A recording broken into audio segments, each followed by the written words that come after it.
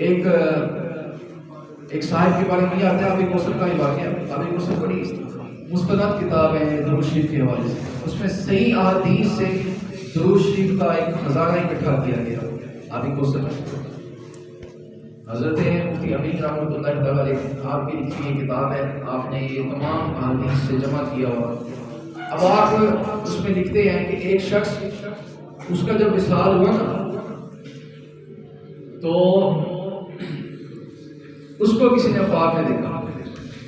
وصال کے بعد خواب میں کیا دیکھا کہ اس کی قبر ہے اور اس کی قبر پہ جنت سے ٹائلیں لگائی جا رہی ہیں. جنت سے پتھر، جنت کے پتھر اس کی قبر پہ لگے اور لگا کر رہے ہیں جناب اسرائیل علیہ السلام، جن سے لوگ خوف کھاتے ہیں، جن کا نام سن کے ایک ہیبت طاری ہو جاتی ہے، ایک رکت طاری ہو جاتی ہے.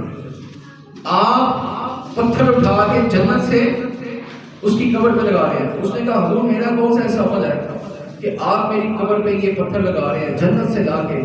جناب علیہ السلام آپ نے فرمایا کہ بھائی تم نے ایک مرتبہ حضور صلی اللہ علیہ وسلم پہ ایک طویل درود پڑھا تھا جو 10 سے 15 صفحات کا تھا.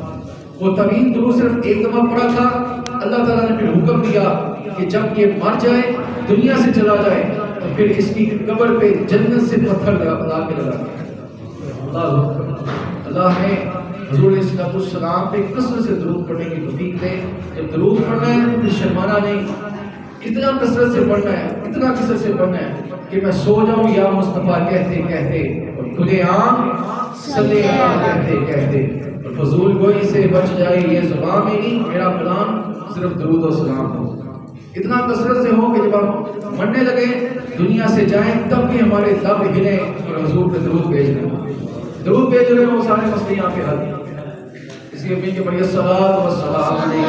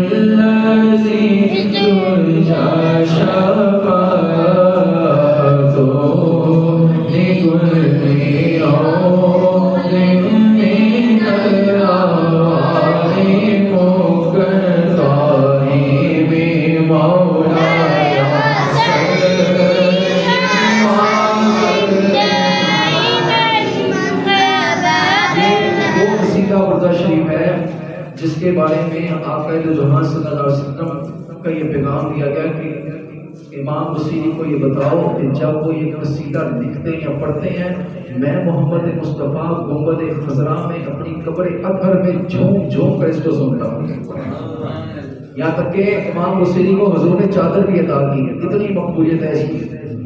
هو الحبيب الذي ترجى شفاعته لكل عون من الأهوال مقتضاه مولاي صل وسلم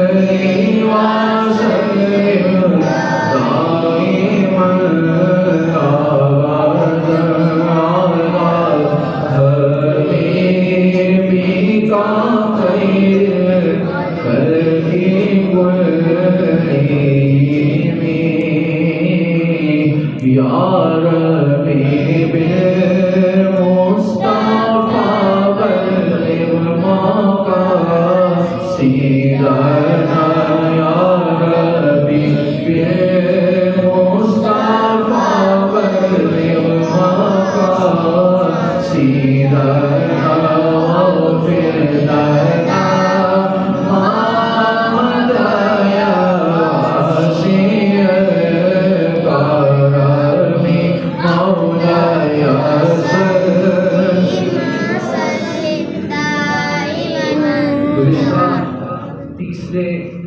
رمضان کے روز حضرت فاطمہ الزہرا رضی اللہ تعالیٰ عنہ آپ کا یوم وصال تھا۔ آپ رضی اللہ تعالیٰ عنہ سخاوت میں اتنا درجہ رکھتی تھی کہ آپ کے در پہ، آپ کے گھر پہ آپ روزے سے ہوتی اور آپ لقمہ تناول فرمانے لگتی، یہاں تک کہ دستک ہوتی آپ وہ سارا کھانا اٹھا کے اس فقیر کو عطا کر دیتی۔ اور حضرت فاطمہ الزہرا رضی اللہ تعالیٰ عنہ آپ کا جب وصال ہوا، وصال سے تقریباً ایک دن پہلے یا چند لمحات پہلے حضرت فاطمہ الزہرا آپ نے امام حسین، امام حسن حسنین کریمین کی زلفوں کو کنگا کیا، آپ نے عطر لگایا، خوشبو لگائی، جلدی سے آٹا گوندھا، روٹیاں پکائیں۔ جناب مولا علی رضی اللہ تعالیٰ عنہ آپ نے فرمایا کہ اے میری پیاری بیٹی، اتنی جلدی کیا ہے؟ اتنی جلدی جلدی یہ زلفوں کو کنگا کرنا اور پھر یہ خوشبو لگانا، جلدی سے آٹا گوندھنا، پھر روٹیاں پکانا، ہر کام جلدی جلدی آج کیوں ہے؟ عرض کی حضور میں نے فاط میں اپنے والد ماجد آقا دو جہاں صلی اللہ علیہ وسلم کو دیکھا ہے، میں یہ دیکھتی ہوں کہ میری چارپائی کے سرہانے پر محمد مصطفیٰ علیہ السلام میرے والد محترم کھڑے ہیں، اور انہوں نے مجھے کہا ہے کہ اے فاطمہ آج میں محمد مصطفیٰ تمہیں یہاں سے لینے کے لیے آیا ہوں۔ تو آپ نے کہا کہ حضور نے بھی فرما دیا، اس کا مطلب یہ ہے کہ آج وہ دنیا سے جانے والے ہیں۔ مولا علی اشک بار ہو گئے، آپ کے آنسو نکلے، یہاں تک کہ جب رات ہوئی جناب فاطمہ الزہرا رضی اللہ تعالیٰ عنہ آپ کا وصال با کمال ہوا۔ آپ کی وصال سے پہلے، حضرت فاطمہ الزہرا کے وصال سے پہلے آپ چارپائی پہ تھی اور علیم بھی تھی، آپ نے اپنی ایک لونڈی کو بلایا اور اس کے کان میں سرگوشی کی، اس کے کان میں سرگوشی کی، اور پھر اس نے آپ کے کان میں سرگوشی کی، یہاں تک کہ جب آپ کا وصال ہو گیا اور حضرت فاطمہ الزہرا اس کی سرگوشی سے خوش ہوئی، جب آپ کا وصال ہو گیا تو اس لونڈی سے، آپ کی کنیز سے لوگوں نے پوچھا، دوسری جو خواتین تھیں انہوں نے پوچھا کہ کیا وجہ ہے حضرت فاطمہ الزہرا نے وصال سے پہلے تمہارے کان میں سرگوشی کی، پھر تم نے ان کے کان میں سرگوشی کی، پھر وہ مسکرائی، اس کی کیا وجہ ہے؟ تو وہ کہنے لگی کنیز کہ انہوں نے میرے کان میں یہ سرگوشی کی تھی کہ جب میری میت پڑی ہو تو مجھے یہ ڈر ہے کہ کوئی غیر محرم، چاہے میں کفن کے اندر بھی ہوں، غیر محرم کو یہ نہ پتہ چل جائے کہ فاطمہ کے جسم کی بناوٹ کیسی ہے۔ توجہ کریں، تو آپ کنیز نے کہا تو میں نے کو یہ کہا کہ ہم آپ کی چارپائی کو کھجوروں کی چھال یا درخت کے پتے تھے اس وقت، اس سے ایسا ڈھک دیں گے کہ وہ بالکل ایسے جیسے ایک صندوق ہوتا ہے، آپ کا جسم اس میں نظر نہیں آئے گا۔ اس بات سے آپ مرتے ہوئے خوش ہوئی، موت سے پہلے اس بات سے خوش ہوئی کہ مجھے کوئی غیر محرم نہیں دیکھے۔ یہ ہے جناب فاطمہ الزہرا۔ کہ وہ کون سی عورتیں ہیں بھائی جو ڈف میں نعتیں پڑھتی ہیں، جو فیس بک پہ یوٹیوب پہ جناب وہ ڈفیاں بجاتی ہیں میک اپ کر کے، اور اتنا جناب کوئی طوائف میں نہیں سجتی ہوگی جس طرح وہ حضور کی نعت معاذہ پڑھتی ہے۔ اعلیٰ حضرت قاضی بریلوی رحمۃ اللہ تعالیٰ علیہ، آپ نے فتاوی رضویہ شریف میں لکھا ہے، آپ نے فرمایا کہ اگر کوئی نعت عورت اس طرح پڑھے کہ اس کی آواز غیر محرم تک جائے، اس کا یہ نعت پڑھنا ثواب نہیں بلکہ گناہ ہے، اور اس کے اوپر وبال ہے، اس کے اوپر عذاب ہے اس عورت کے اوپر جس نے نعت پڑھی۔ وہاں پہ حضرت فاطمہ الزہرا، اور یہاں پہ لوگ کہتے ہیں نا، عورتیں کہتی ہیں کہ ہمیں کیا ضرورت ہے پردہ کرنے کی، پردہ تو دین کا ہوتا ہے۔ بھائی دین کا کون سا پردہ ہوتا ہے؟ جس کے دین کا پردہ اس کو کارڈیولوجی میں چیک کروانا چاہیے۔ دن کا کون سا پردہ؟ دن پہ پردہ لیتے تو ختم ہو جاتا ہے۔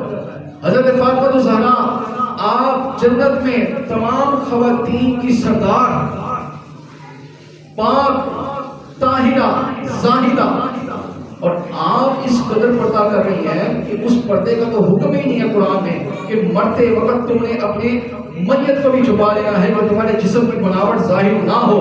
اور یہ حضرت فاطمہ الزہرا جن کو سورج بھی نہ دیکھ سکا، جن کو چاند بھی نہ دیکھ سکا، آج ان کے نقش قدم پہ عورتوں نے چلنا تھا، اور یہ یورپ کے نقش قدم پہ چل رہی ہیں، ان کو فالو کر رہی ہیں، ڈرامے دیکھ کے جناب اور فلمیں دیکھ کر، اور پھر تسبیحاں بھی پڑھنا اور ڈرامے بھی دیکھنا۔ ایک آدمی تسبیح ایسا ڈرامہ لگا ہوا ہے، روزہ رکھا ہوا ہے، ڈرامہ دیکھ رہی ہے، روزہ رکھا ہوا ہے جناب، فلمیں دیکھ رہی ہے، بس ہم نے نہیں وقت گزارنا ہے۔ تو تجھے کس نے کہا تو روزہ رکھ؟ تجھے کس نے کہا تو دین پر چل؟ دین پر چلنا ہے تو مکمل چل۔ اللہ نے قرآن میں ارشاد فرمایا، اللہ فرماتا ہے ایمان والو دین پر چلنا ہے، دین پہ رہنا ہے تو پھر مکمل رہنا ہے۔ یہ نہیں کہ جناب تم دنیاوی کام بھی کرتے رہو اور ساتھ دین بھی چلتا رہے، ایسا نہیں ہوتا۔ اب حضرت فاطمہ الزہرا رضی اللہ تعالیٰ عنہا، آپ نے پھر وصیت کی مولا علی کو کہ جب میری میت اٹھائی جائے صرف اٹھانے والے 4 افراد ہوں، اور جب مجھے قبر میں اتارا جائے رکھنے والے میرے محرم ہوں یا میرا شوہر۔ اللہ اکبر، کیوں کرنا ہو معیار سخا حضرت زہرا، کہ ہے دخترے محبوب خدا حضرت زہرا، مادر ہے وہ زینب کی، حسین اور حسن کی، آل محمد کی ہے رضا حضرت زہرا، اب تو نصیب ان سے عقیدت کا ہے یہ عالم، ہر حال میں ورد میرا حضرت زہرا حضرت زہرا۔ اور زہرا کو جو ملی جو شان اعلیٰ، سمجھے گا اسے کوئی مقدر والا، زہرا کو ملی جو شان اعلیٰ، سمجھے گا اسے کوئی مقدر والا، اور ان سے رکھتا ہے سفارش نصیب کہ زہرا کا کہا نہ مصطفیٰ نے ٹالا۔ حضرت فاطمہ الزہرا رضی اللہ تعالیٰ عنہا، اور آپ کی یہ شان، اور آپ کے والد سید الانبیاء، آپ کے شوہر سید الاولیاء، آپ کا بیٹا سید الشہداء، اور آپ خود سید النساء۔ اس لیے آپ کے بارے میں مفسرین نے یہ لکھا کہ حضرت فاطمہ الزہرا سیدہ، صالحہ، عابدہ، زاہدہ، اقبلہ، ازکیہ، کاملہ، مفتیہ، منورہ، طاہرہ، زاہدہ، طیبہ، الزہرا سلام اللہ علیہا۔ اور اعلیٰ حضرت نے یہاں پہ اس لیے کہا کہ سیدہ، زہرا، طیبہ، طاہرہ، جان رحمت کی عفت پہ لاکھوں سلام۔ اللہ اکبر۔ حضرت فاطمہ الزہرا رضی اللہ تعالیٰ عنہا، کیا شان ہے۔ آقا علیہ الصلوۃ والسلام فرماتے ہیں فاطمہ بدعۃ منی فمن اغتبها واغتبنی۔ حضور نے فرمایا جس نے فاطمہ کو ناراض کیا گویا ایسے ہے جیسے اس نے مجھ محمد کو ناراض کیا۔ حضور نے فرمایا کہ فاطمہ میرے جگر کا ٹکڑا ہے۔ آگے کیا حضور نے ارشاد فرمایا؟ حضور فرماتے ہیں کہ فاطمہ الزہرا جگر کا ٹکڑا ہے اور میرا خون ہے۔ جگر کا ٹکڑا اور خون۔ حضرت اما عائشہ صدیقہ رضی اللہ تعالیٰ عنہا، آپ سے پوچھا گیا کہ حضور کو خواتین میں، عورتوں میں سب سے زیادہ کون پسند تھا؟ تو اما عائشہ فرماتی ہیں کہ قالت فاطمہ، آپ نے کہا کہ عورتوں میں سب سے زیادہ جو پسند تھا حضور کو وہ حضرت فاطمہ الزہرا. آپ سے پوچھا گیا کہ مردوں میں سب سے زیادہ کون پسند تھا؟ قالت زوجھا، کہا کہ ان کا شوہر مولا علی رضی اللہ تعالیٰ، حضرت شیر خدا مولا علی شیر خدا رضی اللہ تعالیٰ. ادھر حضرت فاطمہ الزہرا سیدہ صالحہ طیبہ طاہرہ زاہدہ عاقمہ اصدقہ ازکیہ زاکیہ منورہ طیبہ طاہرہ. وہاں مولا علی کہ آپ کی پیدائش ہوئی تو کعبے کی جناب وہ دیوار پھٹ گئی اور آپ کی والدہ اندر تشریف لے گئی. ان کا نام بھی فاطمہ تھا، فاطمہ بنت اسد. آپ کعبے کے اندر تشریف لے گئے اور وہاں سے مولا علی رضی اللہ عنہ کی ولادت ہوئی. مولا علی شیر خدا رضی اللہ عنہ آپ کی جب ولادت ہوئی نا، آپ آنکھیں نہیں کھولتے تھے، آنکھیں نہیں کھولتے تھے، یہاں تک کہ حضور کی بارگاہ میں پیش کیا. حضور علیہ السلام نے جب مولا علی کو پکڑا، آپ نے آنکھیں کھولی. جب مولا علی جمع ہوئے، حضور نے پوچھا علی یہ بتاؤ جب تم پیدا ہوئے تمہاری والدہ اور تمہاری والدہ کی کنیزیں دیکھ کر تمہیں گلی گلی پھرتی تھی، تم پیدا ہو کے آنکھیں نہیں کھولتے تھے، لوگ تو پریشان ہو گئے تھے، کیا وجہ ہے؟ مجھے دیکھا تو آنکھیں کھولی. عرض کی حضور جب میں ماں کے شکم یعنی پیٹ میں تھا تو میں نے یہ قسم اٹھائی تھی، یا اللہ قسم ہے تیرے جلال کی کہ میں جب پیدا ہوں گا دنیا میں، جب دنیا میں جاؤں گا کائنات میں اس آنکھوں سے کوئی چیز نہیں دیکھوں گا جب تک محمد مصطفیٰ کا چہرہ نہ دیکھوں. اللہ اکبر، نعرہ رسالت یا رسول اللہ، تاجدار ختم نبوت زندہ باد زندہ باد. لبیک لبیک یا رسول اللہ، لبیک لبیک یا رسول اللہ، لبیک لبیک لبیک یا رسول اللہ، لبیک لبیک لبیک یا رسول اللہ، لبیک لبیک لبیک یا رسول اللہ، لبیک لبیک لبیک یا رسول اللہ. لبیک کا معنی حضور میں حاضر، میرے بچے حاضر، میرا مال حاضر، میرا خون حاضر. تو جو اس کو سیاسی کہے وہ اپنے پھر ایمان کا جائزہ لے. جو کہ یہ نعرہ سیاسی ہے یا مسجد کا یہ لبیک کا نعرہ لگا دے تو اپنے ایمان کا جائزہ لے. اس کا معنی ہے حضور میں حاضر، حضور میرے بچے حاضر، حضور میرا مال حاضر، حضور میرا خون حاضر. تو اس میں کیا شرمانے والی کیا بات ہے؟ جب ہم اپنے گھر والوں کو کہتے ہیں میں حاضر، ہمیں ہماری بیوی بتائے تو ہم کہتے ہیں جی جناب، انہیں آ جاتے ہیں جو کہتے ہیں. لیکن جب حضور کی بات ہو تب ہم شرمائیں، تب بھی ایسے کج بج کے نعرہ لگانے لبیک کا پتہ چلے کہ حضور کے غلام بیٹھے ہیں. اور جب میں ادھر گنبد خضراء کے سامنے تھا نا، درود خضری میں پڑھ رہا، پھر درود حاضری پڑھ رہا تھا. جب میں جاریوں کے سامنے گیا مال میں نے لبیک کا نعرہ لگایا، لبیک لبیک لبیک یا رسول اللہ. وہ وہاں پہ جو شرطے ہوتے ہیں نا عربی، وہ ایسے غور سے مجھے دیکھیں گے، یہ کیا جناب، یہ کوئی انوکھی بات آ گئی ہے جناب. یہ تو صحابہ نے نعرہ لگایا، یہ تو اولیاء اللہ نے نعرہ لگایا، یہ تو قطب اور غوثوں نے نعرہ لگایا. ٹھیک ہے نا؟ تو ہم تو صحابہ کی سنت ادا کریں. لبیک حضور میں حاضر، حضور میرا سب کچھ حاضر، میرا مال حاضر. حضور نے فرمایا لا یؤمن احدکم حتی اکون احب الیہ من والدہ وولدہ والناس اجمعین. حضور میں تم میں سے کوئی شخص تب تک مومن نہیں ہو سکتا جب تک اپنے والدین، اپنے عزیز و اقارب، اپنے بیوی بچے اور تمام مخلوق سے افضل تر مجھ محمد مصطفیٰ نہ سمجھے تب تک وہ مومن نہیں ہو سکتا. اللہ اکبر. تو اس لیے ہم کہتے ہیں کہ دل کسی حال میں ایسا نہیں ہونے دیتا کہ بے نیازیں شر بتہا نہیں ہونے دیتا، کرم ان کا مجھے رسوا نہیں ہونے دیتا، مجھ پہ غالب غم دنیا نہیں ہونے دیتا، اور ان کا طالب و نصیر ان کی تمنا ہے مگر میں اپنی محبت کو تماشا نہیں ہونے دیتا. اللہ اکبر. مولا علی شیر خدا رضی اللہ عنہ، یار آپ یہ مجھے بتائیں نا قرآن کی کون سی آیت ہے جس میں رب نے یہ فرمایا ہو کہ جب تم نے پیدا ہونا ہے آنکھیں نہیں کھولنی تب تک جب تک میرے محبوب کا چہرہ نہ دیکھے. تو یہ تو عشق کے اپنے اپنے مزاج ہے نا، عشق کے اپنے اپنے فیصلے ہیں. باقی امام مالک رحمۃ اللہ تعالیٰ نے آپ ادھر مدینہ پاک میں امام مالک آپ جوتی نہیں پہنتے تھے، آپ دیوار کے ساتھ لگ کر چلتے تھے، دیوار کے ساتھ سمٹ کر چلتے تھے. ولی نے کہا حضور یہ کیا اتنی بڑی سڑک ہے آپ دیوار کے ساتھ لگ کر چلتے ہیں؟ امام مالک نے کہا کہ مجھے ڈر ہے کہ میرا پاؤں وہاں نہ آ جائے جہاں قدم مصطفیٰ آیا کرتا ہے. یہ قرآن کی کون سی آیت ہے کون سی حدیث ہے؟ لیکن اس عشق پہ کوئی اعتراض کر سکتا ہے کیونکہ عشق اپنے فیصلے کرنے میں خود بڑا دلیر ہوتا ہے. اس لیے ایک بات یہاں پہ کہا کہ کبھی سرمایہ محراب و منبر بھی ہے عشق، کبھی سرمایہ محراب و منبر بھی ہے عشق. اور کبھی مولا علی خیبر شکن بھی ہے عشق، اور کبھی صدق خلیل بھی ہے عشق، اور کبھی صبر حسین بھی ہے عشق، اور کبھی مار کے وجود میں بدر و حنین بھی ہے عشق۔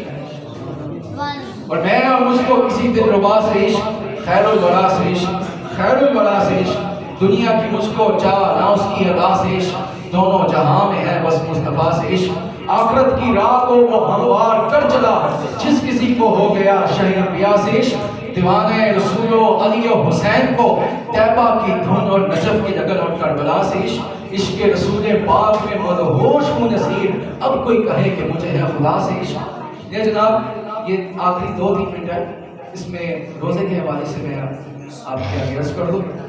میرے آقا صلی اللہ علیہ وسلم نے ارشاد فرمایا کہ روزوں میں جب روزہ پہلا روزہ داخل ہوتا ہے نا، حضور نے ارشاد فرمایا رمضان میں کیا ہوتا ہے کہ جنت کے دروازوں کو کھول دیا جاتا ہے، ایک روایت میں ہے کہ آسمانوں کے دروازوں کو کھول دیا جاتا ہے، حضور نے فرمایا اور جہنم کے دروازوں کو بند کر دیا جاتا ہے، شیاطین کو قید کر دیا جاتا ہے۔ اللہ اکبر۔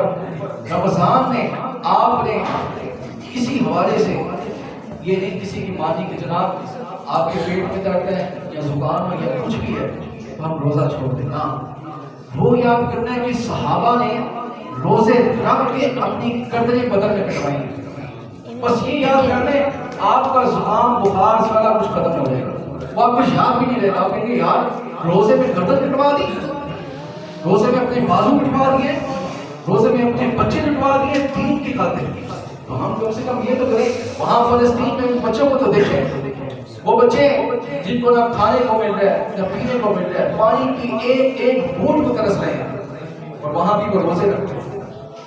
اور ہمارا تو یہ تھا کہ ہم جہاد کرتے، روزے رکھ کے ہم جاتے وہاں پہ جہاد کرتے، ان کو بچاتے ہیں کہ نہیں کر سکتے ہم، تو کم سے کم اتنا تو کریں یہاں پہ رہیں گے تو دین کو چلے نہ جاتے، ٹھیک ہے نا۔ اب اس حوالے سے روزے کے حوالے سے کچھ مسائل، چند ایک مسائل میں اپنی آگے عرض کرتا ہوں۔